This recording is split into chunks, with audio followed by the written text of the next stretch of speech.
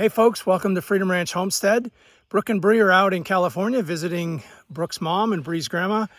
And so while they're gone, I thought I would try to make some walnut shelving for them out of this tree right behind me. It's got a couple of really nice burls in it, which will add a lot of really cool texture. And also she wants live edge shelving. And so we're gonna go ahead and try to cut this tree down and get my Alaskan mill going and see if I can make it happen.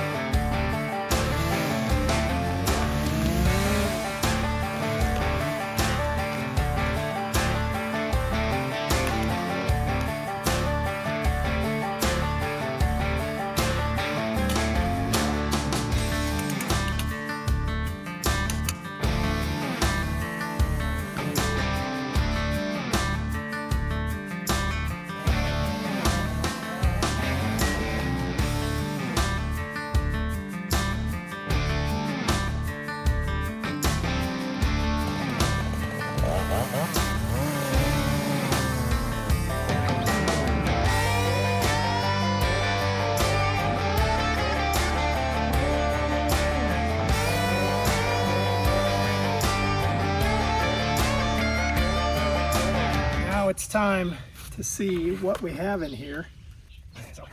It looks pretty good already. I think somebody's going to be pretty happy with that as a shelf.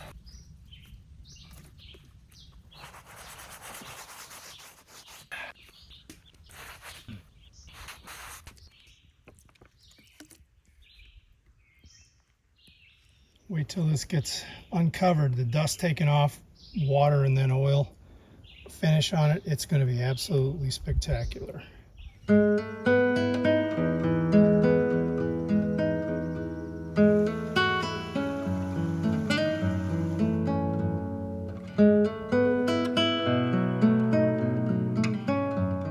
When I returned from San Diego and saw what Chuck had done, I was really excited about how the shelving was going to look. So we got to work cutting out the rest of them.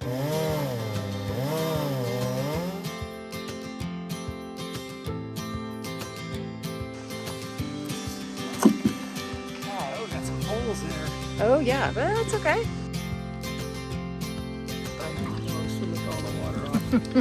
Clean up that table. Green right there popping. Wow, that is spectacular. Good boy. What do we have? 106. 106. Perfect. We need 105. Got another piece done. Flipping it over. A little bit of rot. But man, cool looking. It's gonna have to be oh filled. my gosh, look at how gorgeous this is right here. The next task is to cut this in the same length and use it either as part of the shelving or a table.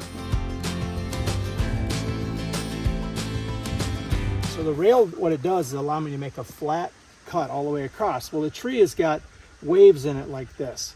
So the first cut would just cut out those waves and make a flat surface. Then I can come back with just the Alaskan mill rig itself and come across and cut my slabs. I have the saw set to cut a 2-inch slab right now. And so that's 2 inches right there. It would just graze the top. So I'd really like to get it a little bit lower, and I can do it two ways. I can either lower the depth of the saw on the rail setup on the Alaskan mill to cut it deeper, say 4 inches, and then it would cut for sure a nice flat surface all the way across. I'm going to cheat a little bit because I don't like having to constantly adjust that setting, and we've got it set exactly how we want it for the thickness of the shelving. So I'm just going to take my saw and just trim off a couple of knobs, my other saw, trim a couple of knobs off and get it a little closer to flat. Then I'll set the rail on it, then we'll cut our 2-inch slabs from there.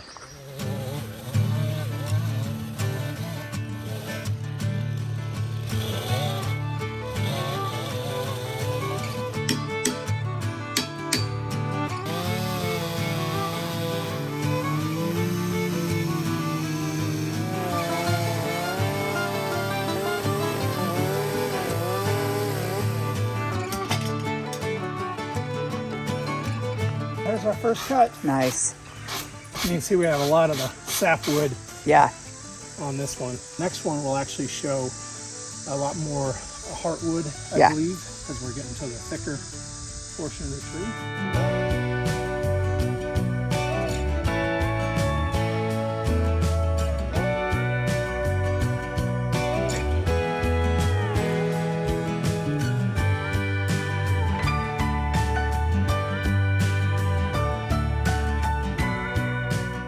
Here comes Chuck. We are picking up the logs so we can bring them back to the house and I can start sanding on them. They are loaded and ready to be strapped down and moved to the house.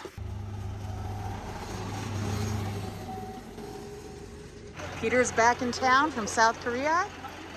They're gonna help unload. Good timing. Got Tanner and Graham here helping out. Whew. I'm grateful. I didn't want to have to lift those suckers again.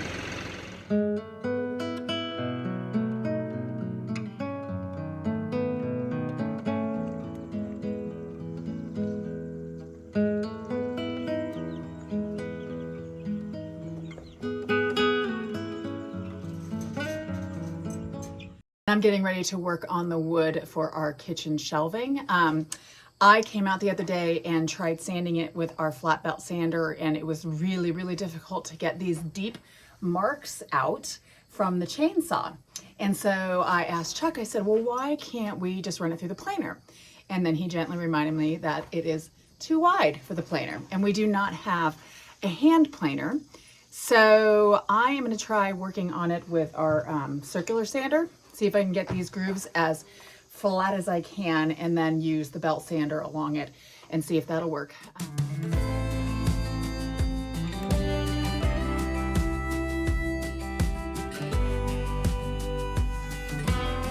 So that made a pretty big improvement on the wood.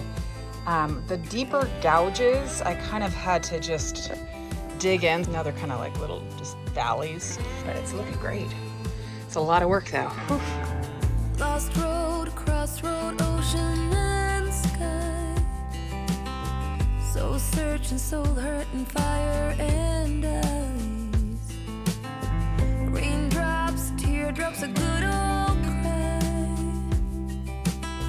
Daytime and nighttime, the light makes me blind. Life leaves scars. You're the only one with I. It is now time to fill the holes with the resin in the boards, and I'm going to be doing it in different layers, so 3 different layers, and I'll show you how I get that done. So it goes all the way through, as you can see. So I'm going to be flipping it over and taping that back side to create a barrier so that the resin does not fall through it.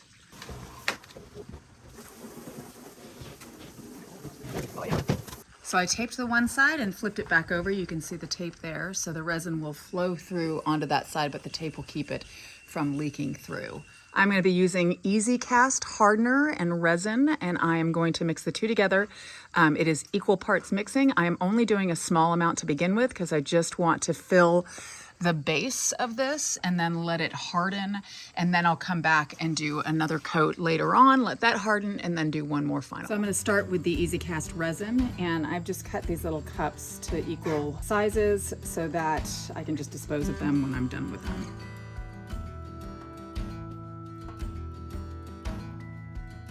Then I'm going to take the hardener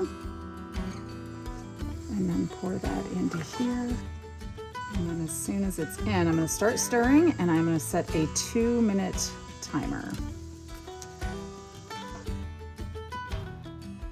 Okay. Now that it is done, I am going to start pouring it in. Just want to really make certain it gets down into that crevice there.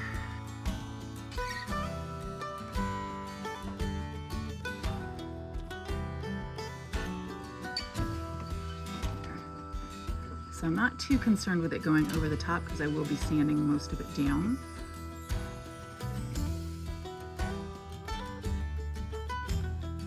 But I do want to get those little bubbles out. So I'm going to use a little propane lighter here. And I'm just going to slightly go across the top, and it just takes the bubbles out. I I'm also going to fill this piece of wood. It does not go all the way through, so I don't need to tape the back side.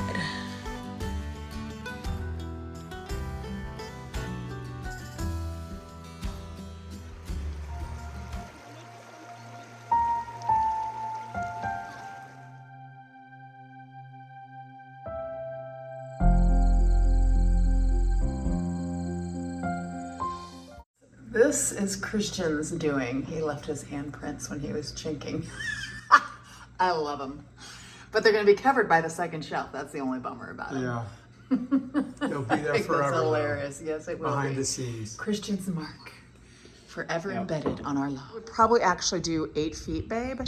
8? Yeah, because the trim out here, although it's going to come here, is going to be like 4 or 5 That's why inches. I had it 98 inches. Okay, let's do 98 then. The height. And you got to, where are your brackets? Oh, let me go get them. You can go here. I don't know. That's actually not bad. No. Well, I was thinking here, like if you put it, but then it's going to cover up the chinking, but we can do I part don't want to cover way. the chinking because it's going to be 2 inches up here. Yeah. You don't want it matching right here. You want to come down here where you got a little bit of room. Yeah. It's going to come like right here so you can see the wood and the chinking. Okay.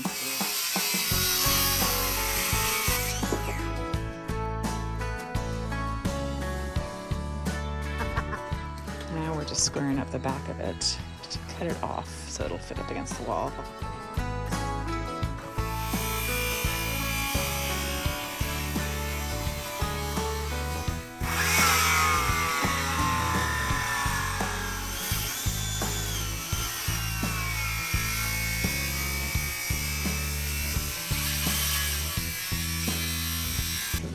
Okay, we got our 90-degree angle.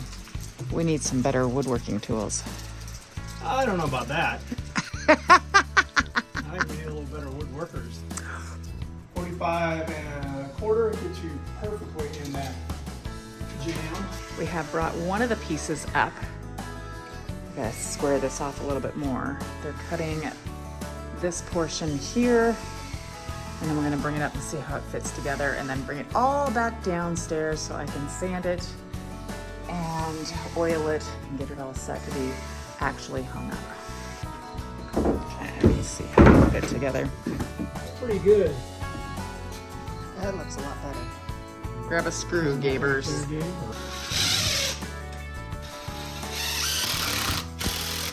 Yes, we are using yellow screws, but I'm going to be painting over them, so they'll be black. Ready?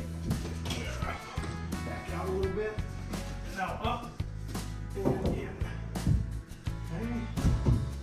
Dun, dun, dun. Yeah, the thing is, we're using walnut to make our shelving, and all you can see is the bark. I know. That's why I'm thinking these two should probably be Up top? here, Okay. and then just use the narrow. Narrow ones for down here. Yeah. So tall. Yeah. So we'll walk around. Beautiful. Yeah. Okay, so we just need to pull those out, and so I can start sanding on them. Putting in the final layer of the resin. This should be it.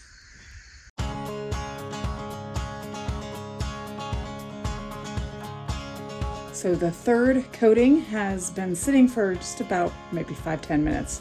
I'm gonna take the air bubbles out as soon as I tilt it down. There we go. One of the things that I learned is that if you stir the resin too abruptly, it will create a lot of little air bubbles that do not come out. But I still like the way that it looks. Both have hardened, so now it's time to sand it down.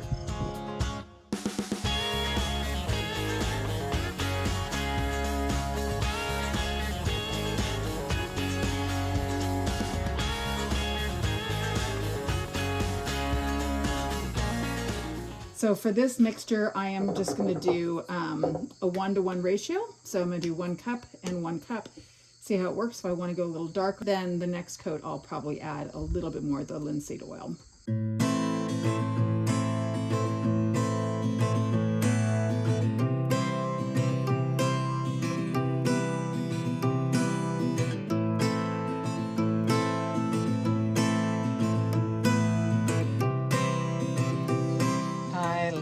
How it is looking. as you can see, it really soaks the oil in pretty quickly. So I'm going to be doing like numerous coats of the oil.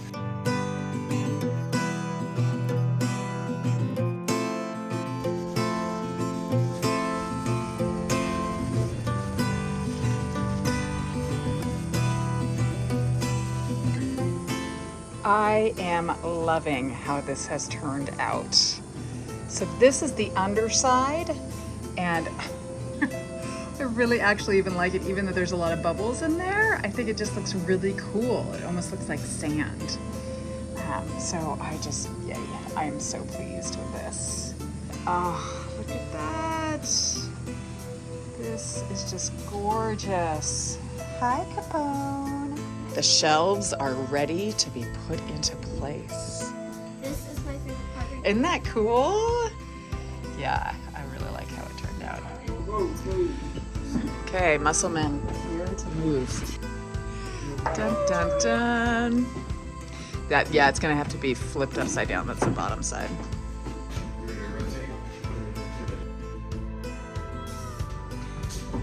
Awesome. Second one going into place. Okay, we're gonna pull this back, and slide forward.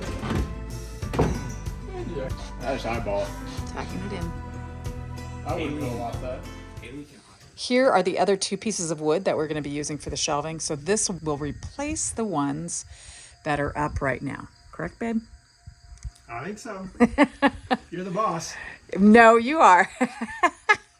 The reason is because you like the ones that are up already in there. You can't see them, right? From the I know, but what I'm struggling with is they look so good where they're at in terms of the shape of them and everything. yeah. Well, I got to get sanding because these are pretty rough.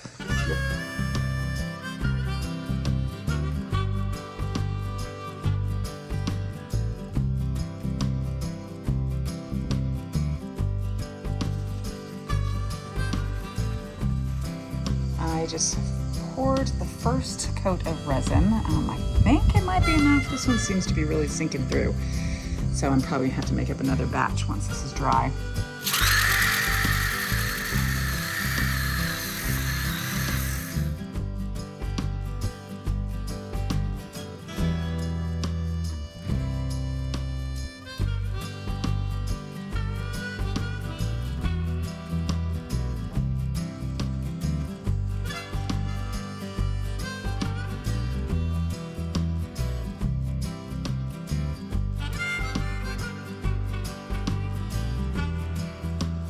It is time to trim the back end off of the upper shelf.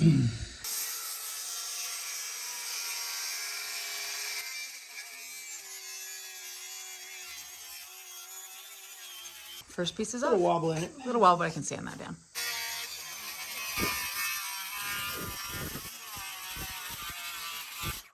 So instead of the 45-degree angles in the corners, we are doing this shelf a little bit differently and just having it inset into this other one. And Chuck's gonna trim off some of the bark there.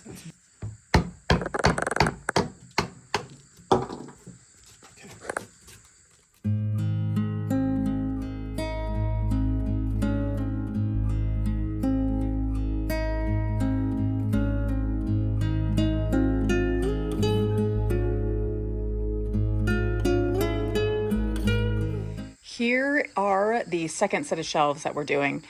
I have sanded them down with heavy grit, medium grit, and then a fine grit to make them nice and smooth. Obviously filled in all of the holes with our resin, and they're looking good, ready to be oiled. So I did want to tell you guys, we are fully aware that this is not dried wood. We know that there's a risk that it will crack and warp. We did not have time to let it fully dry, and we do not have a kiln that works. So we are just taking a chance and just going to be oiling it quite a bit so that it can stay moisturized before I put a polyurethane on it. I have completely saturated the second set of shelves with the linseed oil and mineral spirits mixture, and they are ready for the complete top coat, which is going to be the Minwax polyacrylic, and I got a clear satin. So I'm gonna apply first to the underside, which has the most bark on this, and then let it dry, do a little sanding, do another coat, and then I'll work on the top. Chuck and I have made the decision to put these shelves that I just made on the bottom and then move the other shelves that we have on the bottom up to the top so you can see them a little bit better. Show me the door to your soul, my baby. I promise it's you that I hold. Open your eyes to see me clearly. Here is one of the finished pieces. I love how the polycrylic looks on there. It's nice and smooth, not a lot of shine. Chuck is taking down the other ones so that I can seal them up as well, and then we will move them up top tonight.